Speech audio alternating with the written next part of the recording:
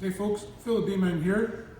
We're on video 2 of my Electrify the Spider Forklift project. This is the original power plant, well not the original, this is the current power plant out of that forklift, a 18 horsepower Briggs V-twin with a triple sheave pulley.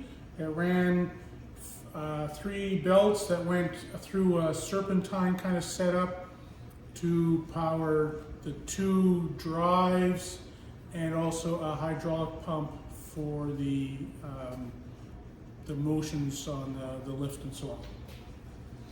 So the project is to replace this with that.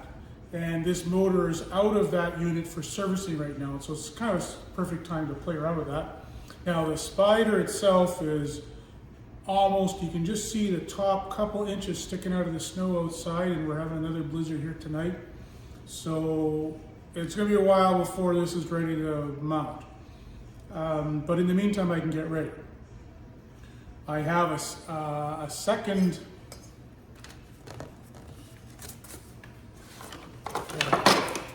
mount for the Spider itself. That's this chunk of iron here. So I can mount that transversely on that. Need to make a mount for this motor.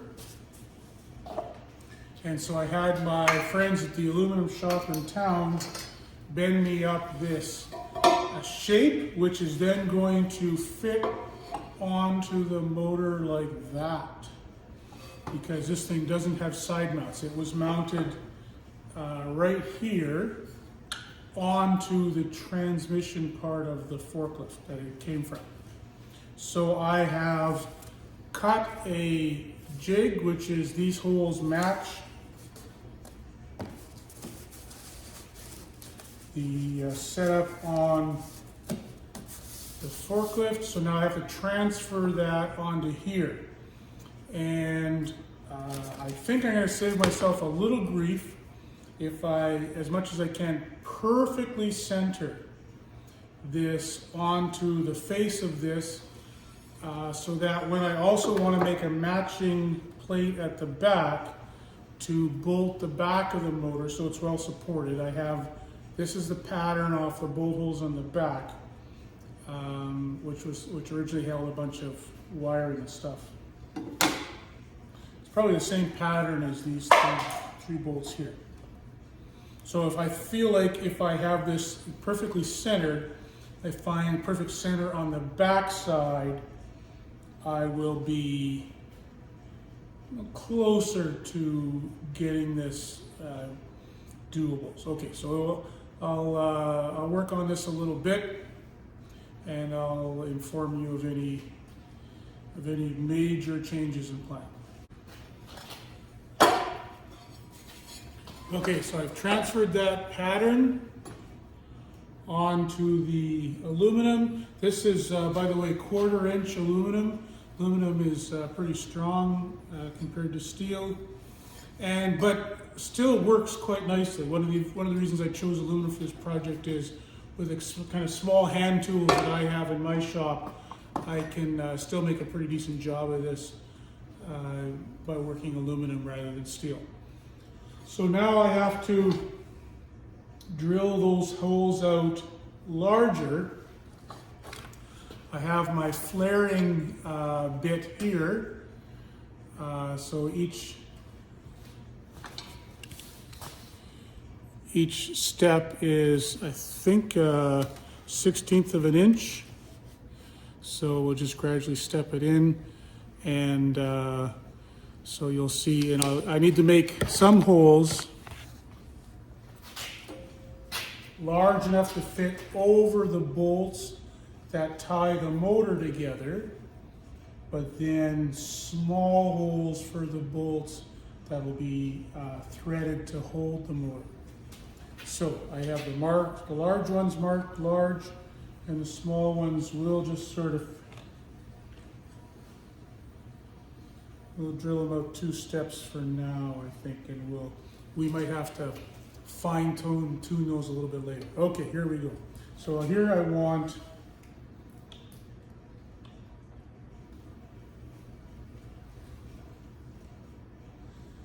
probably to the second last step. We'll try that. That'll be 5/8. I bet you that's not even big enough. Yeah. Probably need darn near the whole thing. We'll see.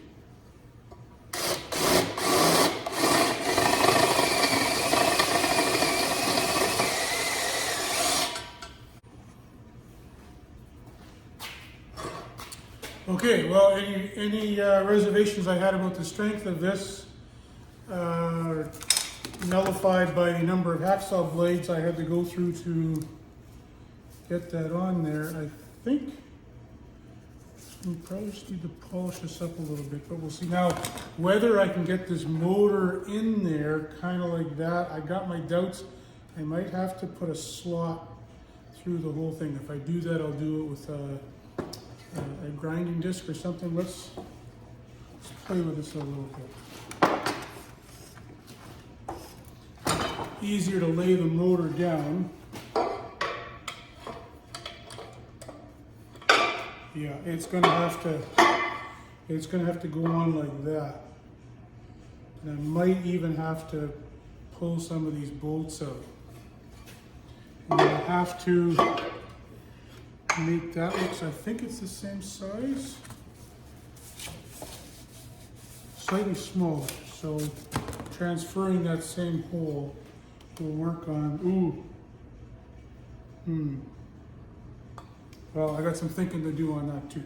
Okay, so I have to slot this right through here. I want to leave these two holes that are part of my bolt holes, so I want to cut just enough for the shaft here.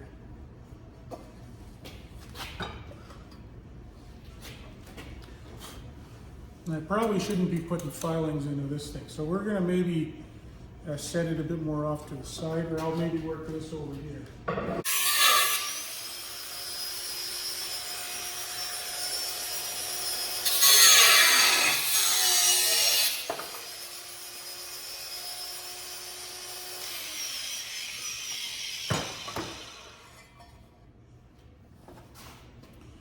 Okay, well, it ain't pretty. Let's have a look at how it fits.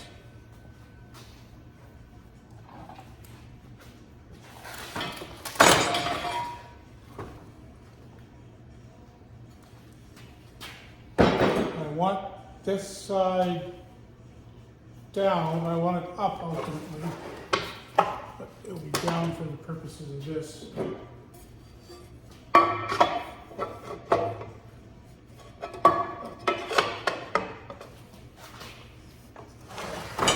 Okay, well, it fits over,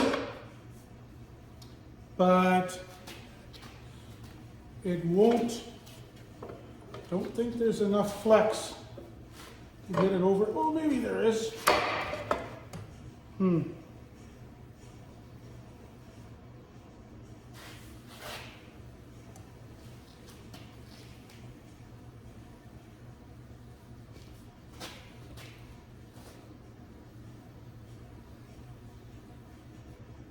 Got some thinking to do. I can get it over the shaft, but not over this hump here.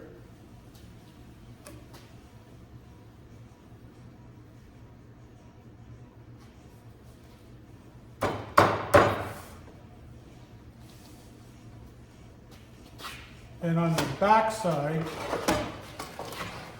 I have this other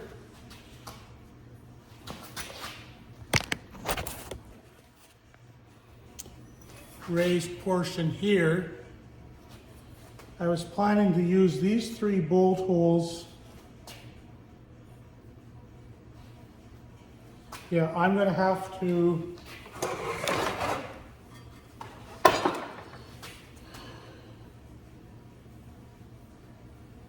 remove some of these bolts in order to put it together, and then I'll have to bolt those through here. So that means these holes have to be big enough to get a socket around that bolt. So they're going to be even bigger. And if I want to leave, I could leave the top one in, because it'll match this hole.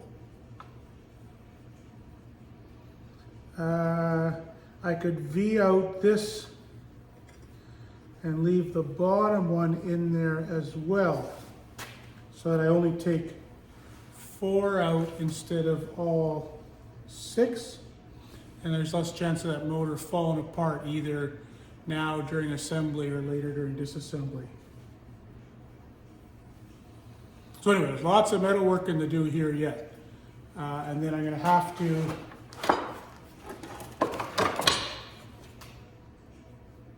match ultimately these holes, 1, 2, 3. That's going to be its own little mystery, lining those up in the end, but we'll save those measurements for after we get the front face done. So I'm going to leave it there for tonight, and I'll pick up on this project next time I have a chance.